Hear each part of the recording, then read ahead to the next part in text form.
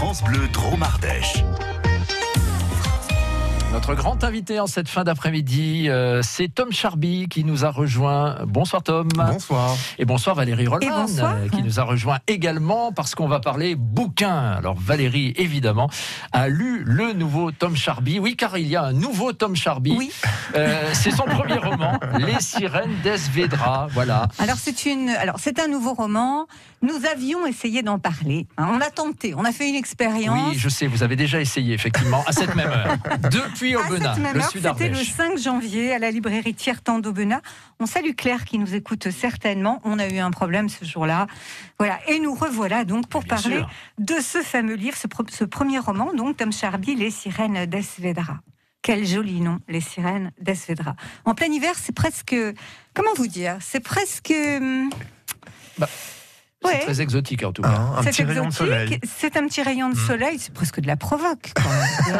Ça résonne curieusement Ça avec l'actualité, n'est-ce pas ?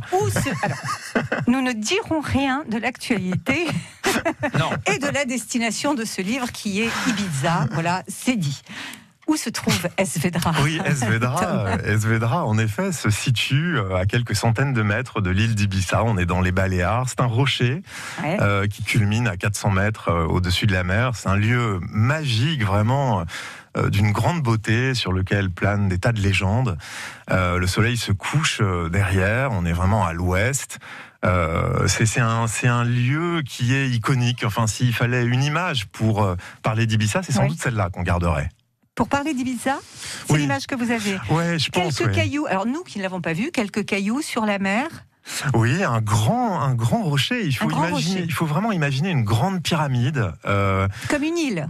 C'est une île. Hein. C'est une toute petite île à l'ouest d'Ibiza. Et les vacanciers, les locaux ont pour coutume de se réunir sur la côte ouest de l'île pour regarder le coucher de soleil disparaître derrière l'île. C'est vraiment un lieu superbe. Alors effectivement, vous nous disiez qu'il y a des croyances autour de ce rocher, de cette petite île. Est-ce que ces croyances sont en rapport avec ce qui va se passer dans le livre ? Oui, bien sûr, absolument. Une des plus belles légendes qu'on raconte sur Esvedra, c'est que les sirènes auxquelles Ulysse a échappé à son retour de Troie se cachaient sur cette île.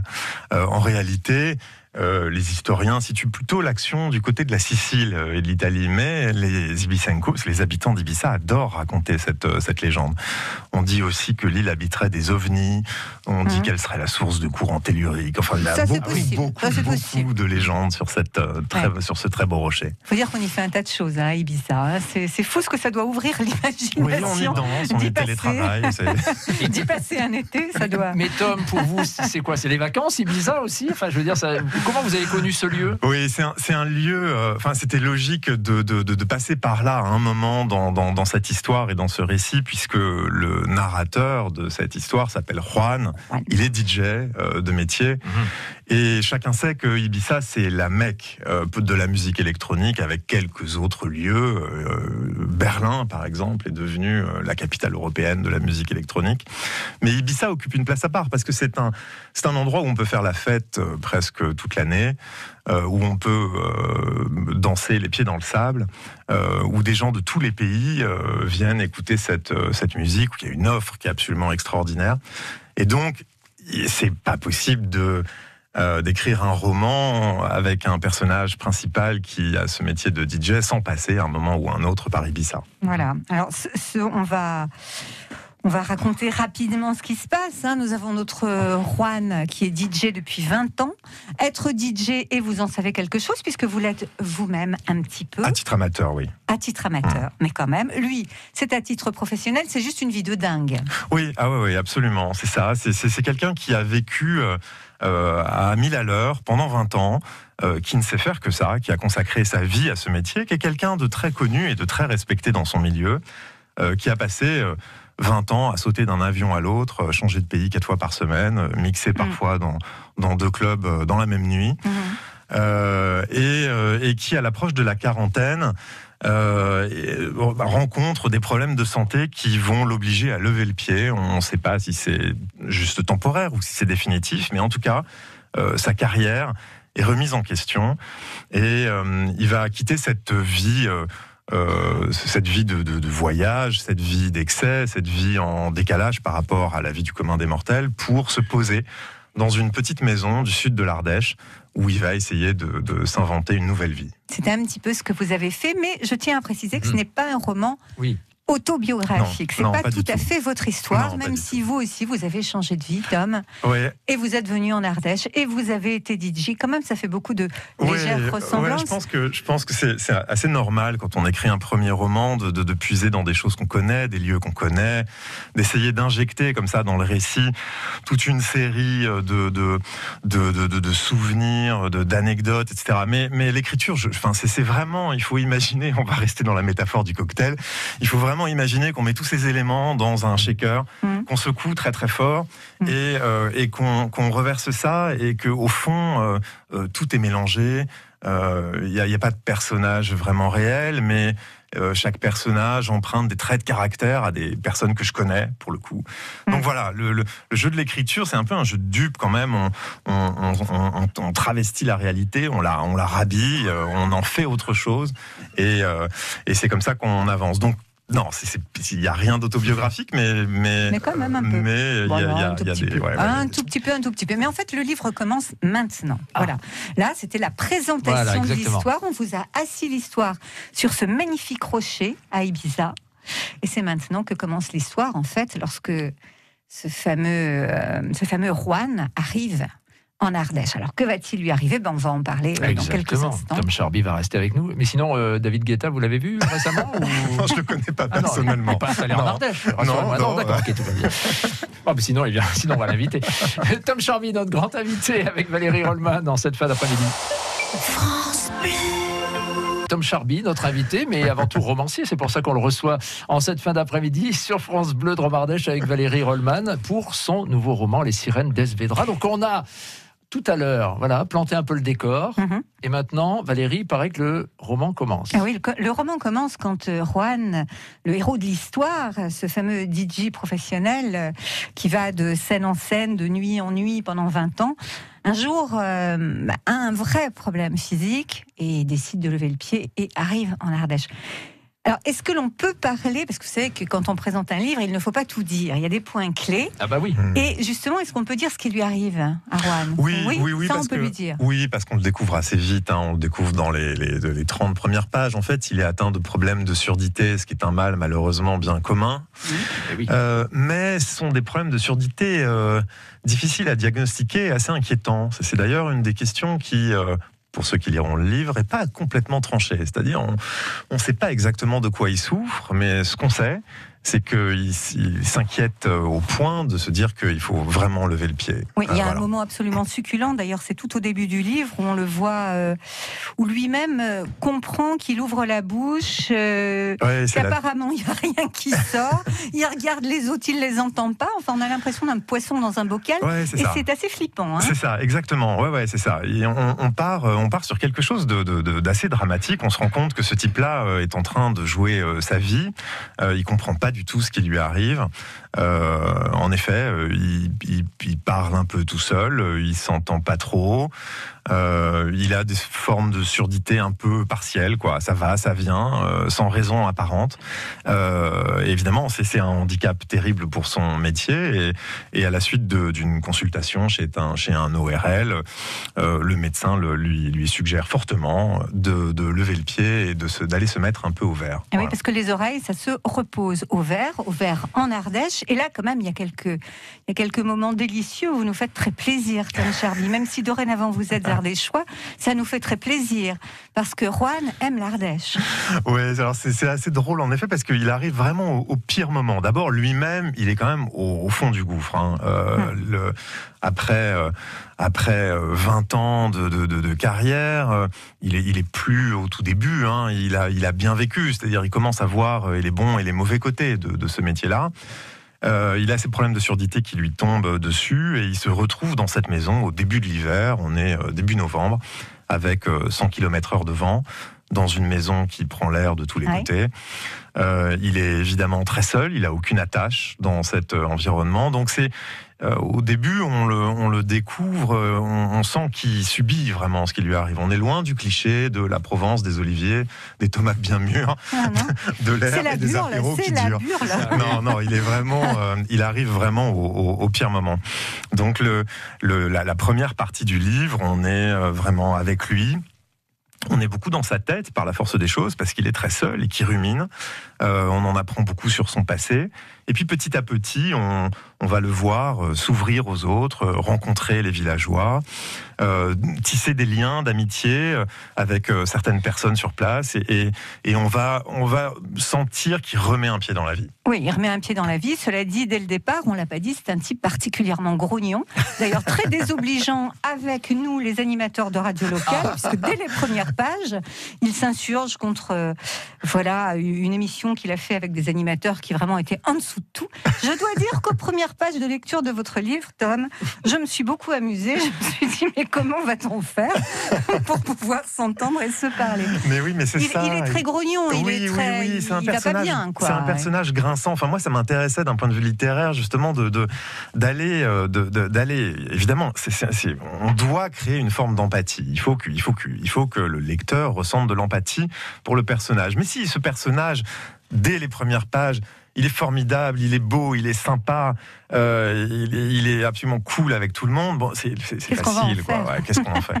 Non, c'était beaucoup plus intéressant de partir d'un personnage qui, en effet, est pressé, arrogant, énervé par à peu près tout. Il remballe tout le monde. Ouais, c'est ça. Il juge tout le monde à l'emporte-pièce, tout et tout le monde en permanence. Il a ce côté pénible. Ouais, c'est ça. Et c'est d'autant plus intéressant. Mais ça va pas l'empêcher de faire des rencontres. On apprend à le connaître. Alors oui, c'est vrai, mais d'abord il va s'ouvrir, d'abord il va se calmer, ça va être une espèce de on pose tout, il y a la burle, il y a le froid, il y a l'intériorité, c'est un petit peu tout ça, et c'est l'intériorité, l'intérieur des maisons, il va falloir réchauffer tout ça, et puis tout se pose, les sons se posent, tout se pose, la vie reprend, et avec la vie, l'amour évidemment, parce que ça ne va pas tarder à arriver. Est-ce que j'en dis trop ? Non, pas du tout. C'est toute la partie centrale du livre, c'est en effet celle d'une renaissance, de quelqu'un qui commence à vivre le jour plutôt que la nuit, nouer des relations longues et durables avec des gens qu'il connaissait pas du tout, avec lesquels il n'avait pas d'affinité particulière, plutôt que la vie qu'il menait auparavant, qui était une vie trépidante, où il rencontrait des milliers, des dizaines de milliers de gens, mais avec lesquels, par la force des choses, il pouvait pas nouer d'amitié durable. Donc c'est vraiment le récit d'une renaissance, et cette renaissance, elle passe par plein de choses. Il y a des tas de personnages qui vont lui montrer des voies possibles dans lesquelles il va se projeter. Parfois, on se rend bien compte quand on commence à le connaître que c'est complètement à côté de la plaque et que c'est vraiment pas fait pour lui. Mais voilà, c'est le récit d'une renaissance avec ses obstacles, avec ses impasses. Est-ce que c'est vraiment possible de changer, au fond ? Est-ce qu'on peut revivre après ça ? Est-ce que quand on a consacré 20 ans de sa vie à faire ça et qu'on ne fait que ça, est-ce qu'on peut vraiment se relancer dans autre chose ? Mais est-ce que c'est pas un peu une crise de la quarantaine qui vit ce type en même temps, ou de la cinquantaine, je sais pas trop quel âge il a, 45 ? Ouais, je pense qu'en fait c'est certainement quelque chose que vivent plein de gens, vraiment quel que soit le métier, quelle que soit l'origine sociale. Je pense que beaucoup de gens, et alors le contexte actuel évidemment ne fait qu'accentuer encore ça, mais le fait de s'interroger à un moment dans sa vie qui est un moment charnière, enfin qu'aux 40 ans, on le sait bien, on arrive au milieu, quoi. Le temps passé devient plus long que le temps à venir. Enfin, on sent bien qu'on est sur une pente descendante quand même. Vous êtes vraiment désagréable. Voilà, l'ambiance est plombée. Voilà, je me compte parmi ces gens, moi qui ai passé la quarantaine il y a quelques années. Et donc, mais ce qui est attachant avec ce personnage, c'est que il a une dimension un peu un peu sombre. Il est lucide, mais lucide sur le monde qui l'entoure, mais ça entraîne chez lui une forme de fatalisme, une forme de pessimisme, mais en même temps, et c'est ça qui le rend attachant, c'est quelqu'un qui a envie de s'en sortir, quoi. C'est quelqu'un qui a envie de s'inventer une autre vie, qui se rend bien compte que sa vie n'est pas terminée. Enfin, s'il jette l'éponge à 40 ans, c'est terrible pour lui. Donc, il se projette, il fait l'effort, il va vers les autres.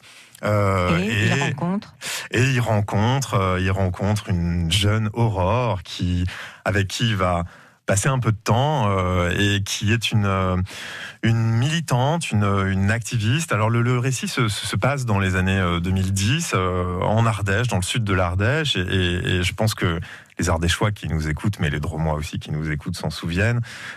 C'est l'époque où tout le pays était menacé par la question de l'exploitation des gaz de schiste, et cette question occupe une place à un moment de l'histoire au centre du livre, parce que tout d'un coup, ce Juan qui était quand même un peu le symbole de la fête, de l'hédonisme, du fait de vivre sans penser au lendemain, de la consommation, de l'argent facile, on pourrait dire, voilà, donc du jour au lendemain, il se retrouve projeté au milieu d'un groupe d'activistes qui luttent ardemment contre l'exploitation des gaz de schiste, et il s'imagine soudain en révolutionnaire faisant vaciller les multinationales du pétrole.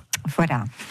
Et ben voilà, il y a aussi de l'histoire locale, donc finalement. Mais ce n'est pas tout. Roman. Il y a une suite. Exactement. Il y a forcément une suite. On va voir si il est vraiment révolutionnaire. Donc, restez avec nous, Tom Charby, notre grand invité en cette fin d'après-midi sur France Bleu Drôme Ardèche. Alors, y a-t-il une vie après la fête? C'est ce qu'on essaye de savoir avec notre invité, notre grand invité, Tom Charby, écrivain ardéchois qui sort son premier roman, Les Sirènes d'Esvedra, qui est paru aux éditions du Seuil. Exactement. Et attention, retenez bien le nom de Tom Charby, parce que c'est un livre prometteur. Si Tom est avec nous, c'est bien sûr parce qu'il est ardéchois, Tom. C'est parce qu'on vous aime beaucoup, c'est parce que vous avez un parcours atypique comme Juan dans votre livre, parce qu'en plus, vous ne l'avez pas dit tout à l'heure, mais Tom est aussi céramiste maintenant. Il y a du changement de voix incroyable. Mais surtout, les éditions Seuil croient beaucoup en ce livre. Ouais. Et on racontera tout à l'heure combien vite ça s'est passé. Je n'avais jamais entendu parler d'une histoire d'édition aussi rapide. Mais revenons-en à nos sirènes d'Esvedra, à ce Juan qui, après sa vie de fête, est descendu un peu aux enfers et puis est en train de renaître au cœur de l'Ardèche, a rencontré une femme. Malgré tout, ce qu'on n'a pas dit, et c'est très important, c'est que très vite, presque au début du roman, on sent une petite tension qui monte. Et cette tension, on ne peut pas dire ce que c'est. Il y a juste quelque chose qui se passe, qui n'est pas nommé. C'est fort, ça. Parce qu'on sent qu'il y a quelque chose qui va se passer. Oui. En effet, c'est un livre où je crois on rit beaucoup. Enfin, il y a beaucoup de scènes qui sont très très cocasses, mais c'est aussi un livre qui remue pas mal. Bon, de la vie je peux le dire, de la vie des premiers lecteurs dont j'ai les retours. C'est pas uniquement un livre où on rit. Il y a en effet une tension qui est annoncée dès le départ et qui va courir comme ça en filigrane tout le long du livre, jusqu'à un point de bascule qu'il ne faut pas révéler, parce qu'en effet, ça gâcherait beaucoup le plaisir de la plupart des lecteurs. Mais voilà, on oscille entre quelque chose qui est de l'ordre de la comédie, du roman picaresque, avec des tas de personnages, des situations cocasses, et de l'autre côté, dans quelque chose qui serait plus une tragédie, parce que je crois que c'est le message au fond de ce livre. Quand bien même on cherche à s'en sortir et qu'on y met la meilleure volonté du monde, il y a des choses qu'on contrôle pas, il y a des choses qui nous tombent parfois dessus, avec lesquelles il faut apprendre à vivre. Et là, vous êtes en train de vous dire, c'est pas fini, il va encore lui arriver quelque chose. Il y a quelque chose qui arrive, qui se prépare, qui monte, et on peut pas vous dire quoi, et on peut pas vous dire comment ce livre se termine. Mais alors, fermons cette boucle, Tom Charby. Quel est le rapport avec Les Sirènes d'Esvedra ? Oui, Les Sirènes d'Esvedra, c'est donc bien sûr il y a cette métaphore de l'Odyssée qui court tout le long du livre, puisqu'au fond, ce Juan est un peu le capitaine d'un navire, qui emmènerait les clubbers vers des destinations lointaines et dangereuses. Un Ulysse des temps modernes, les cheveux dans le vent. Des temps modernes, à ceci près qu'Ulysse était un type incroyablement rusé et malin, et Juan est peut-être davantage un anti-héros. C'est ça ce qui m'intéresse d'ailleurs. Je pense que c'est la figure du héros en littérature, elle est charmante parce qu'elle nous raconte qu'on est maître de notre destin, que si on cherche à agir sur le cours des choses, on peut réussir à influer sur le cours de nos vies. Juan, c'est quelqu'un qui a plein de défauts, qui a une pente naturelle contre laquelle il a beaucoup de mal à lutter, qui parfois, quand il cherche à s'en sortir, aggrave un peu sa situation. C'est ce qui le rend, je pense, très humain et très attachant. Il est bourré de défauts, mais voilà, il cherche à s'en sortir. On comprendra à la fin du livre comment, finalement, ce passé qui traîne comme un boulet lui sera d'une aide incroyablement précieuse pour s'en sortir. Est-ce qu'il retournera à Esvedra ? Moi, évidemment, la réponse n'est pas donnée dans le livre, mais moi, je pense que oui. Je pense que c'est vraiment l'histoire d'un nouveau départ, sur de nouvelles bases. On ne peut pas dévoiler ici, évidemment. Non. On ne peut pas en dire trop. Mais non, c'est un livre qui se termine d'une façon difficile, mais aussi avec une belle lueur d'espoir. Voilà, disons ça. Voilà. On n'a rien dit alors. Voilà, on n'a rien bien, dit du c'est tout. bien parce que moi, je le dis, je n'ai pas lu le livre. Alors ne parlez surtout pas de ce qui va se passer. Vous m'avez donné trop envie de le feuilleter, évidemment. Ce qu'on va faire d'ailleurs, c'est qu'on va l'offrir tout de suite à quelqu'un qui aurait envie de le lire au 04 75 40 10 10, puisque je l'ai dans les mains et que justement nous avons l'auteur qui pourrait le dédicacer. Mais bien sûr, avec plaisir. Ce serait quand même une belle aventure. Appelez-nous tout de suite 04 75 40 10 10. Il est pour vous Les Sirènes d'Esvedra de Tom Charby, exemplaire dédicacé, s'il vous plaît, en direct. Et Tom Charby reste un petit peu encore avec nous. Mais ce qu'on vous offre tout de suite là, c'est le nouveau roman de Tom Charby. Et on va l'offrir à Brigitte. Bonsoir Brigitte. Bonsoir. Vous êtes à Ancône, dans le sud. Voilà. Oui. Alors que Tom, lui, il est à Balazuc, dans le sud Ardèche. Oui, bonsoir Brigitte. D'accord. Bon, écoutez Brigitte, on va vous offrir ce roman. Voilà, Les Sirènes d'Esvedra. Et vous savez quoi, Tom va vous le dédicacer. Oui. Oh là là, je suis chanceuse, vraiment. Je suis très très contente. Avec grand plaisir, Brigitte. Vous m'avez donné très envie de le lire. Vous avez déjà été à Ibiza, vous ? Non. Non, hein. Comme nous tous. Non. On va tous y aller, c'est ça qui est dingue. C'est qu'on va tous y aller. Bravo Brigitte, hein. On vous le dédicace, Tom vous le dédicace, et on vous le met de côté. Je suis ravie. Merci beaucoup à France Bleu. On vous embrasse. Bonne soirée à tout le monde. Ouais, au revoir Brigitte. Au revoir. On a Tom Charby encore 5 minutes avec nous, on en profite. Oui. Tom Balazuc, la poterie. Pourquoi donc ? La poterie de la Forge. Et non, mais je tiens à le dire parce que vous êtes aussi potier, Tom. Oui. En fait, j'ai eu une première vie d'enseignant-chercheur pendant une dizaine d'années, en sociologie, en sciences politiques. J'étais parisien à l'époque, et puis j'ai quitté Paris pour la Bourgogne, où je suis devenu céramiste en 2006-2007. Puis je me suis installé en Ardèche en 2009, et j'exerce ce métier de céramiste, qui est un très très beau métier artisanal et artistique. Et ce projet de livre, donc c'est curieux. Votre troisième vie. Ouais, c'est ça. C'est un peu le début d'une troisième vie. C'est un projet qui remonte à. On pourrait dire que c'est la première idée, je pense, de ce livre, doit dater de 2009-2010, mais je me suis vraiment mis à travailler début 2017. Voilà, donc il y a un moment déjà. Ah oui. Ouais, vous avez mis le temps de l'écrire, et quand vous l'avez envoyé, ça n'a pas tardé. Ouais, c'est vraiment une histoire incroyable parce que dans l'édition, il y a c'est quasiment une légende. Enfin, on parle de ces manuscrits arrivés par la poste, c'est-à-dire envoyés comme une bouteille à la mer, sans avoir de contact dans le monde éditorial à qui s'adresser directement. Donc c'est exactement ce qui s'est passé pour moi. Quand le texte m'a paru prêt à être envoyé, j'ai fait mes petites enveloppes avec mes petites lettres et j'ai envoyé ça comme on envoie une bouteille à la mer. Et en effet, là où je suis incroyablement chanceux, c'est que je crois que le Seuil a reçu le texte un jeudi après-midi et que le lundi matin, j'avais un mail dans la boîte disant qu'ils étaient extrêmement intéressés. Donc c'est assez fou parce que ce que vivent la plupart des auteurs, en particulier les auteurs de premiers romans, c'est-à-dire d'envoyer, d'attendre pendant des jours, des semaines une réponse, de recevoir en règle générale des noms, ce qui est, enfin, je le dis aux auditeurs qui voudraient se lancer dans l'aventure, c'est normal de recevoir des lettres de refus. C'est la règle. C'est les oui qui sont l'exception. Et donc, j'ai même pas eu à vivre ce moment un peu angoissant de recevoir un premier nom, se dire, bon, c'est normal. Puis un deuxième, bon, on commence à grincer. Un troisième, on a le temps de se dire qu'en fait, c'est peut-être complètement raté. Non, j'ai échappé à tout ça. Ça s'est fait vraiment très vite. Ouais, ça s'est fait extrêmement vite. Je crois que Sophie Chouinel, aux éditions Seuil, est en train de vous écouter. Vous savez qu'aujourd'hui, on s'entend de très très loin. Bien sûr. Comment est-ce que vous vous sentez maintenant qu'il est sorti? Quand on s'est croisés le 5, lorsqu'on a essayé de se parler pour la première fois, vous teniez votre livre dans les mains pour la première fois. Ouais, c'est vrai que c'est assez fou parce qu'en fait, ce travail éditorial, c'est-à-dire tout ce travail qui se situe en amont de la parution, c'est un travail très long. Assez fastidieux, il faut le dire. Hein. C'est pas toujours une partie de plaisir, mais c'est jalonné d'étapes où de nouvelles personnes posent les yeux sur votre texte, vous disent ce qu'ils en pensent. Alors ça commence par la première personne qui le lit, puis ensuite le manuscrit circule au sein de ce qu'on appelle le comité éditorial. Au Seuil, c'est à peu près une douzaine de personnes qui l'ont lu les uns après les autres, semaine après semaine, et moi j'avais des retours comme ça.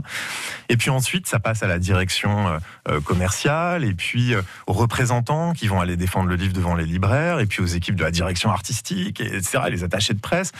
Et c'est vrai que ce qui est fascinant, c'est que depuis le début, j'ai l'impression d'avoir des feux verts, quoi. Il y a aucun moment où il y a une lumière qui s'allume en disant attention, il y a peut-être un problème. Et donc c'est une très belle histoire. Je m'estime très très heureux d'être signé dans une si grande maison. Enfin, c'est superbe. Le deuxième, l'abordage va être... Oui, on craint toujours le... Oui, il paraît que c'est plus compliqué le second que le premier. Les feux seront-ils verts? Vous nous le direz. C'est tout ce qu'on peut vous souhaiter, en tout cas. C'est ce qu'on vous souhaite. Merci beaucoup, Tom Charby. Merci, c'était un plaisir d'être là. Les sirènes d'Esvedra. Et ben voilà, on a vraiment envie de lire ce bouquin qui est sorti il y a une dizaine de jours. Oui, voilà. ouais. Donc vraiment, il est tout neuf. Allez chez votre libraire pour lire Tom Charby, ce premier roman. Bravo. Rendez-vous bientôt pour tous les grands salons littéraires, évidemment. Et à la télé aussi. Guettez-le, notre Ardéchois. Merci Tom, à bientôt. Merci beaucoup, merci.